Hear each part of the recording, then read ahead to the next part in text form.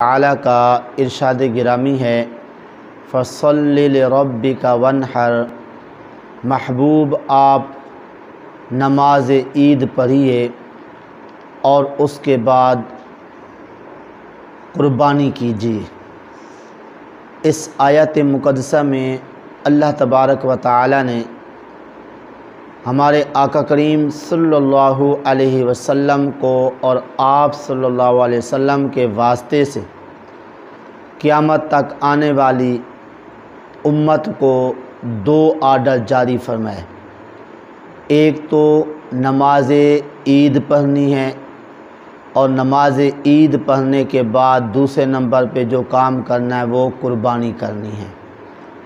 تو نماز عید پڑھنا بھی واجب اور قربانی کرنا یہ بھی واجب۔ نماز عید پڑھنا کن لوگوں پر واجب ہے؟ جن لوگوں پر نماز جمعہ فرض ہے۔ تو نماز جمعہ جن لوگوں پر فرض ہے انہی لوگوں پر نماز عید پڑھنا بھی واجب ہے، چاہے وہ قربانی کر رہے ہوں یا نہ کر رہے ہوں، نماز عید پڑھنا واجب ہے۔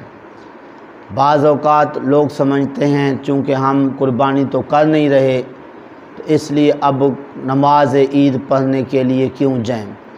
تو وہ یاد رکھ لیں کہ نماز عید پڑھنا الگ سے واجب ہے، چاہے کوئی قربانی کر رہا ہے یا نہیں کر رہا ہے۔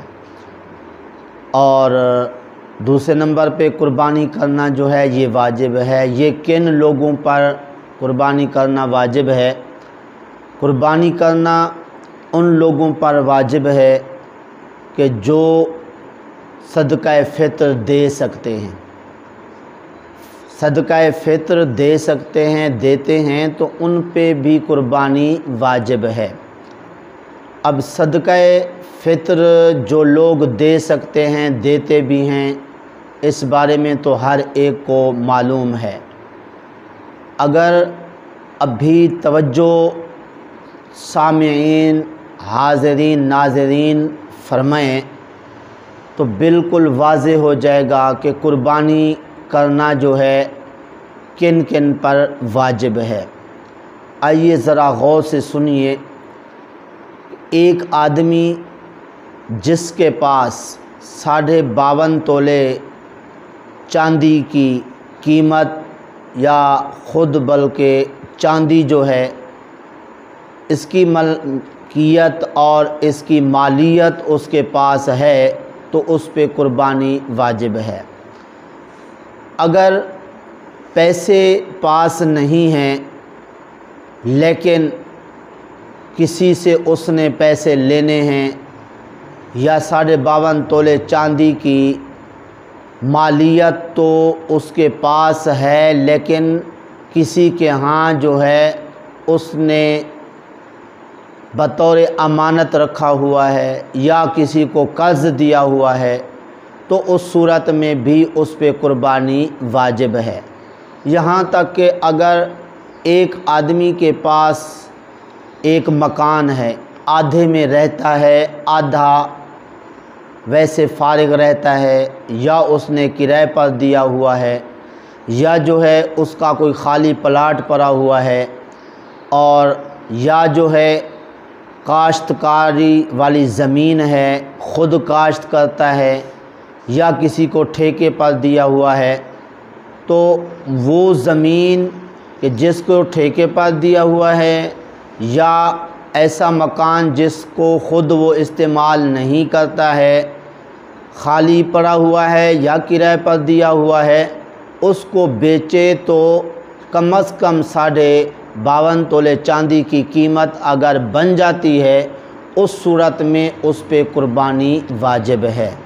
اسی طرح خواتین جن کے پاس 52.5 تولے چاندی یا اس کی قیمت یا 52.5 تولے چاندی کی قیمت کا سونا ان کے پاس ہے، چاہے وہ زیور کی صورت میں ہے یا ویسے جو ہے جی اس نے لے کے رکھا ہوا ہے، جس طرح کے بیٹیوں کے لیے یا شادی بیاہ کے لیے ख़वातीन जो है वो ज़ेवर बनवा के रखती हैं ताकि शादी के मौके पर कोई परेशानी ना हो, तो ऐसी सूरत में भी उन पे कुर्बानी वाजिब है। बाज़ औक़ात ख़वातीन कहती हैं कि जी चूँकि हम जो है ये ज़ेवर पहनती रहती हैं इसलिए हम पे कुर्बानी वाजिब नहीं, तो ये भी गलत है। सोना चांदी चाहे इस्तेमाल में हो चाहे ना हो, तिजारत के लिए हो या वैसे रखा हुआ हो, हर सूरत में 52.5 तोले की चांदी जी या उसकी कीमत जिसके पास भी है तो उस पे कुर्बानी जो है वो वाजिब है। अच्छा, बाज़ औक़ात ऐसा भी होता है कि कुछ लोग ये समझते हैं कि जी हम इस बार अपनी तरफ से कर लेते हैं, और बाज़ औक़ात ये कहते हैं कि जी पिछली दफ़ा अपनी तरफ से की थी, इस मरतबा हम अम्मी की तरफ से, अब्बू की तरफ से या फ़लाँ की तरफ से कर लेते हैं। तो उस सूरत में अगर अपनी तरफ से कुर्बानी करेंगे फिर दूसरों की तरफ से करेंगे तो वो कुर्बानी जायज़ होगी। अगर अपनी तरफ से कुर्बानी नहीं कर रहे, दूसरों की तरफ से कर रहे हैं, तो वो भी कुर्बानी जायज़ नहीं होगी, यानी उनकी कुर्बानी वो शुमार नहीं होगी। इसलिए हज़रत अली रज़ियल्लाहु ताला अन्हो 2 मेंढे ज़बह करते थे, तो आपसे पूछा गया कि 2 मेंढे आप क्यों ज़बह फरमाते हैं? तो उन्होंने फरमाया आका करीम सल्लल्लाहु अलैहि वसल्लम ने मुझे वसीयत फरमाई थी, इसलिए एक मेंढा अपनी तरफ से और एक मेंढा आका करीम सल्लल्लाहु अलैहि वसल्लम की तरफ से मैं कुर्बानी करता हूँ। तो मालूम हुआ कि अपनी तरफ से कुर्बानी लाजमी है, दूसरों की तरफ से अगर करने की नई ताकत ना करें लेकिन अपनी तरफ से कुर्बानी जो है ये लाजमी तौर पे करें।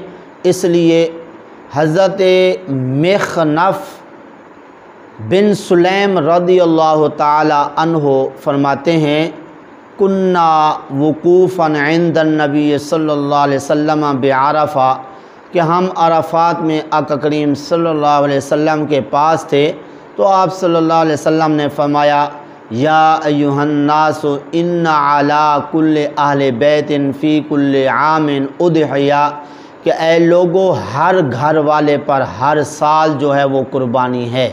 तो इस हदीस पाक से मालूम हुआ हर घर वाले पर कुर्बानी जो है वो बनती है, लेकिन उसी सूरत में जिस सूरत में अभी मैंने अर्ज़ की है कि उसके पास कितनी मालियत हो। इसी तरह आका करीम सल्लल्लाहु अलैहि वसल्लम ने इरशाद फरमाया कि जिस शख्स की कुर्बानी करने की ताकत हो वो कुर्बानी ताकत के बावजूद नहीं करता, वो हमारी ईदगाह के करीब ना आए। इसी तरह आका करीम सल्लल्लाहु अलैहि वसल्लम ने फरमाया बदतरीन वो लोग हैं जो ताकत रखने के बावजूद कुर्बानी नहीं करते हैं। अब ज़रा गौर फरमा लें कि कुर्बानी करने की ताकत के बावजूद कुर्बानी ना करने वाले आका करीम सल्लल्लाहु अलैहि वसल्लम के यहाँ उनका मर्तबा क्या है, वो बदतरीन लोग हैं, और इतने बदतरीन हैं कि हुज़ूर फरमाते हैं हमारी ईदगाह के करीब भी ना आएँ। तो इसलिए अपने आप को बेहतरीन लोगों में अगर शुमार करना है तो कुर्बानी जो है वो ज़रूर करें। अब सवाल ये है कि चलें जी निसाब तो बनता है, लेकिन वक्ती तौर पे सोना है या बाकी कोई जायदाद है, मसलन टीवी है, टीवी जो है वो ज़रूरियात असलिया से ज़ायद है, तो इस तरह अगर टीवी बेचना पड़ता है या सोना चांदी बेचनी पड़ती है तो तब जो है वो कुर्बानी कर सकते हैं। तो क्या इस सूरत में वो चीज़ें बेच के कुर्बानी करनी चाहिए? हाँ बिल्कुल, कुर्बानी जो है वो हर सूरत में करनी होगी। अगर नगद ले सकते हैं कुर्बानी का जानवर, नगद ले लें। अगर उधार भी लेना चाहते हैं तो उधार भी ले सकते हैं, और नकद अगर लेंगे तो उसका ज़्यादा सवाब होगा। जैसा कि हज़रत अली रज़ियल्लाहु ताला अन्हु फरमाते हैं जो शख्स قربانی کا جانور خریدنے کے لیے سفر کرتا ہے، ہر قدم کے بدلے میں جو کہ وہ چلتا ہے 10 نیکیاں اس کو ملتی ہیں، 10 گناہ اس کے مٹائے جاتے ہیں اور 10 درجات اس کے بلند ہوتے ہیں۔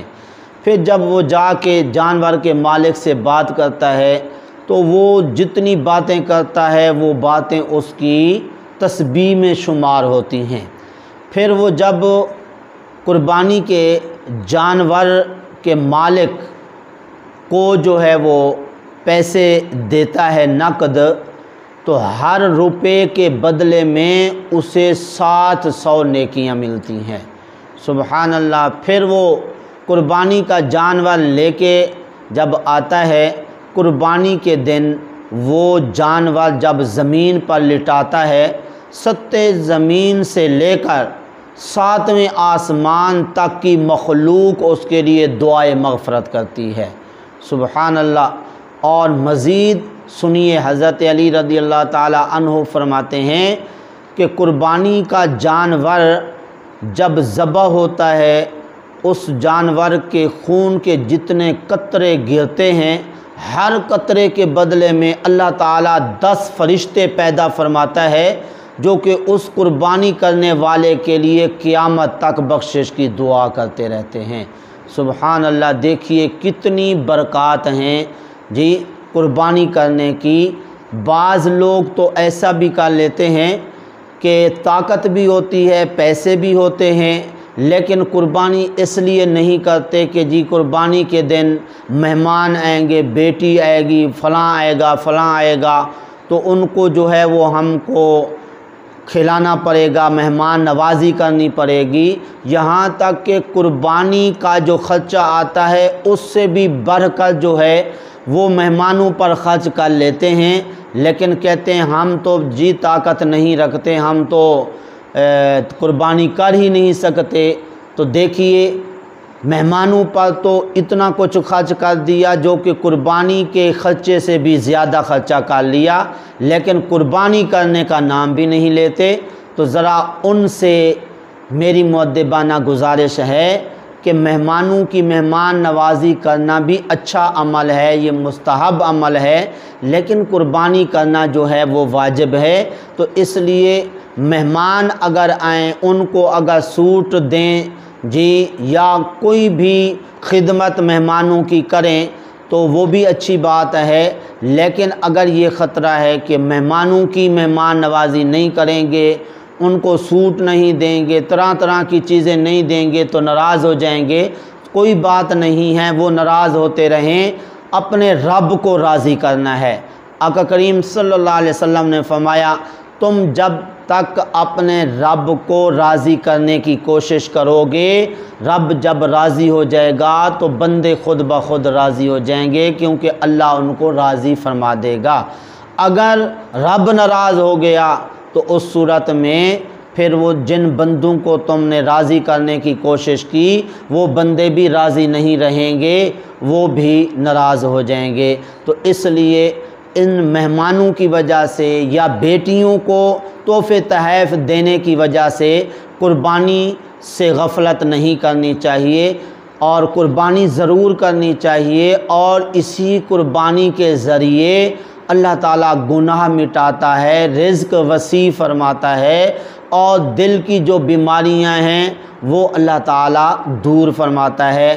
اور جو حضرات بڑے جانور کی قربانی کرتے ہیں اور اکیلے کرتے ہیں، ان سے گزارش ہے کہ ایک آدھی قربانی اور ایک آدھا حصہ آقا کریم صلی اللہ علیہ وسلم کی طرف سے ضرور کریں، کہ اس صورت میں جو بھی لوگ آقا کریم صلی اللہ علیہ وسلم کی طرف سے کی ہوئی قربانی کا گوشت کھائیں گے ان کو کئی فوائد نصیب ہوں گے، جن میں سے ایک یہ ہے کہ جو بچہ کند ذہن ہو، پڑھائی کے اندر اس کا ذہن نہ چل رہا ہو، وہ آقا کریم صلی اللہ علیہ وسلم کی طرف سے کی ہوئی قربانی کا گوشت کھائے گا، اللہ اس کا ذہن کھول دے گا، اس کا حافظہ تیز کر دے گا۔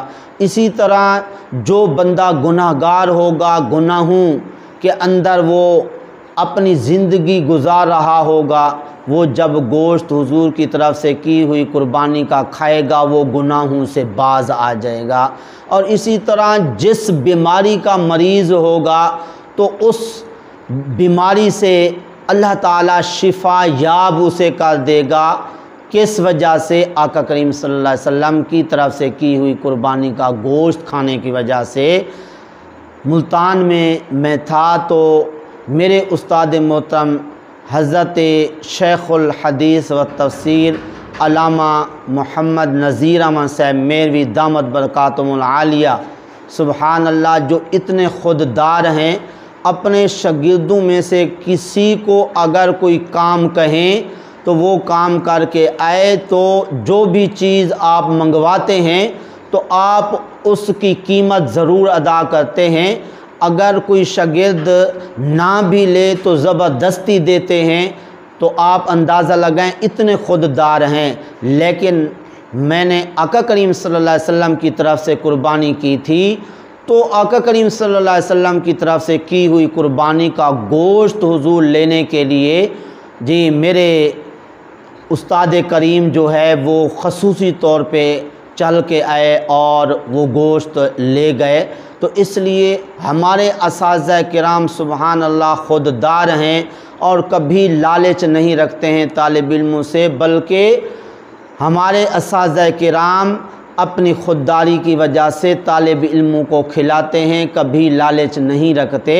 تو لیکن آقا کریم صلی اللہ علیہ وسلم کی طرف سے کی ہوئی قربانی کا گوشت جی لینے کے لیے ہے، تو اس سے بھی پتہ چلتا ہے کہ ہمارے اکابر جو ہے آقا کریم صلی اللہ علیہ وسلم کی طرف سے کی ہوئی قربانی کے گوشت سے کتنی جو ہے جی برکات حاصل کرنے کی کوشش فرماتے۔ تو بہرحال میں عرض کر رہا تھا کہ قربانی صاحب نصاب پر اور جو صدقہ فطر دے سکتا ہے اس پہ جو ہے وہ قربانی واجب ہے، اور اس صورت میں قربانی ضرور کرنی چاہیے، سستی نہیں کرنی چاہیے۔ دعا ہے اللہ تعالیٰ کی بارگاہ میں جو کچھ کہا صحیح عمل کی توفیق عطا فرمائے۔